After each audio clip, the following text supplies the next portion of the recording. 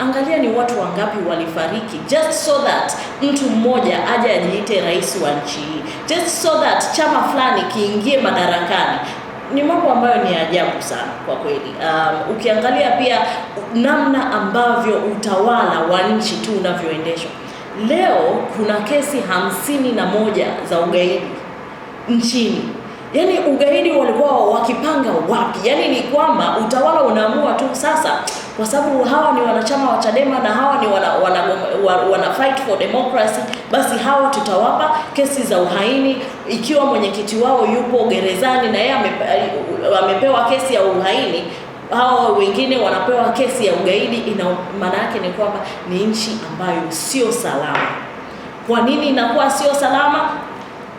Sababu ni moja tu. Kwa sababu tarehe 29 Oktoba kuna watu waliamua kwamba lazima wakae madarakani, wakajiweka madarakani kwa kutumia damu za Watanzania. Na Watanzania hawajasahau na mpaka leo hawawezi kusahau, na Watanzania hawawapi ushirikiano. Ukiangalia mwezi tu uliopita, Mwana FA alikuwa kwenye tamasha la Bongo Flava. Pale anataka tu kuzungumzia kuhusu Mheshimiwa Rais. Watanzania walikataa kwa sababu hawamuelewi huyu mama. Hawaelewi sera zake, hawaelewi mambo ambayo anafanya. Aliwaahidi Watanzania kwamba mchakato wa katiba mpya utaanza ndani ya siku 100. Sasa hizi ni siku ngapi? Ndio uelewe kwamba hii ni serikali ya namna gani. Tanzania ipo kwenye mfumo wa demokrasia wa aina gani? Angalia bunge letu. Ni bunge almost la upande mmoja tu. Au wote ambao sisi tunaviita vyama vikaragosi ambavyo vimepachikwa tu mle ili kuonesha kwamba kuna upinzani kwenye bunge, lakini in real sense hamna upinzani kwenye bunge. Lile ni bunge la chama kimoja, chama cha CCM. Sisi kama Chadema bado tunaendelea na mapambano ya demokrasia. Tutahakikisha nchi hii ipate demokrasia na Watanzania wapate viongozi ambao wanawataka wao. Serikali imekuwa ikisisitiza maridhiano na utulivu wa taifa, na kwa upande wa Chadema maridhiano ya kweli yana maana gani na ni masharti gani ambayo ni lazima yatimizwe kabla ya kusema maridhiano yamefanikiwa?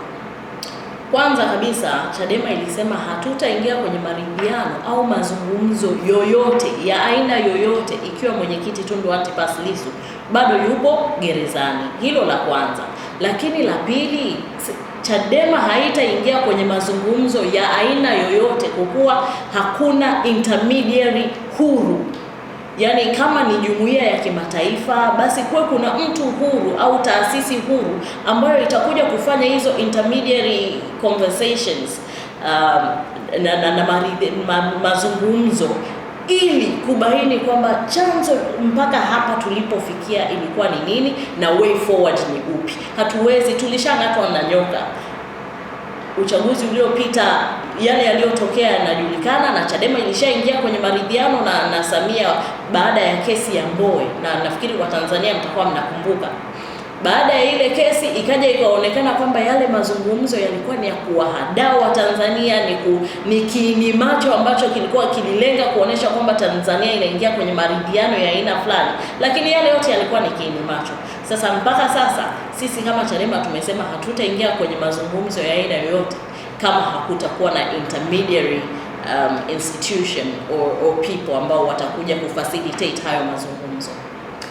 Na Chadema imekuwa ikiweka mkazo ajenda ya mageuzi. Tunataka kufahamu pamoja na Watanzania pia wanataka kufahamu ni mageuzi gani mahususi mnayoyapa kipaumbele na ni kwa nini mnaamini hayawezi kusubiri baada ya uchaguzi ujao? Mageuzi ambayo tunataka sisi ni kwanza kabisa nchi hii rais ana powers, ana power nyingi sana. Ana vitu ambavyo yeye kama rais anaweza kufanya kwa utashi wake yeye mwenyewe. Kwa hiyo la kwanza ni kupunguza hizo powers za rais. Kwa mfano, rais ndio anayeteua majaji. Rais ndio anayeteua tume ya uchaguzi. Mwenyekiti wa uchaguzi anateuliwa na rais. Kwa hiyo tukianzia hapo tunataka hizo reforms ambazo haziwezi kusubiri uchaguzi ujao, kwa sababu tukisema kwamba tunataka reforms kwenye tume ya uchaguzi, maana yake ni kwamba tunataka reforms zifanyike kabla ya uchaguzi ujao. Rais asishiriki mchakato wala asiteue mwenyekiti wa tume ya uchaguzi. Rais peke yake hawezi akateua, asitakiwe yeye peke yake kuteua majaji nchi nzima ili mahakama zetu ziwe huru. Lakini pia tunataka mfumo wa serikali ubadilike. Yaani kuna vitu, wakuu wa wilaya, wakuu wa mikoa, kazi zao zinakuwa ni gani?